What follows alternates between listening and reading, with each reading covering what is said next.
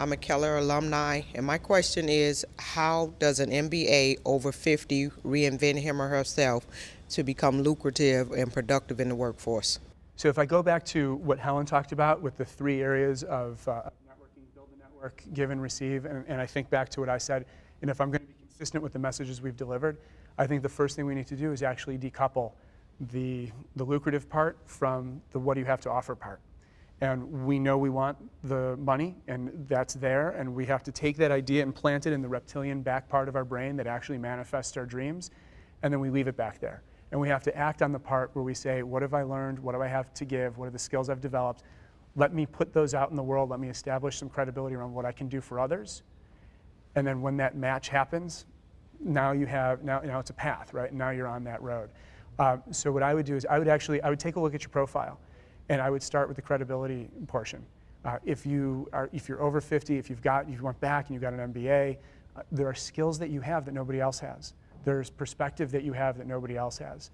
And I would look at my profile and I would start to ask, how can I start drawing that out and calling people's attention to it so that it plays to my strengths? And then I would use that as a networking tool. So if I'm networking live or I'm networking virtually, right? Your LinkedIn profile is going to be one of the top things that shows up on Google. I would start directing people back to it just as a part of the networking.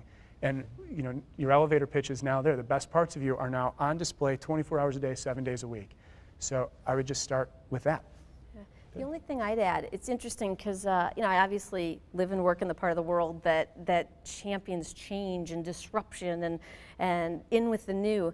And what I always find fascinating is I go, if I had to choose, I love the person who has historical context, whether it's 1 year out or you're 20 years out into the workforce, combined with a demonstration for willingness to learn new skills and keep adapting and looking. So you've already kind of hinted, you've been thinking that both the education side and the experience, whatever it is, that experience may be applied directly, or it may be the inverse. You know how it works and how it doesn't work, and you can fix things. You can be part of the disruptive change.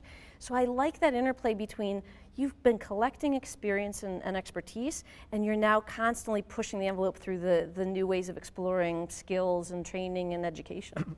And Peter, if I may for a second, we've had 2 questions from the audience. We've had one from somebody who has no experience saying, how do I compete with you? And now we have the flip side saying, okay, how do I compete with people don't look at themselves and see what's great. We spend so much time with ourselves, we assume the stuff we can do, and then we see all the problems.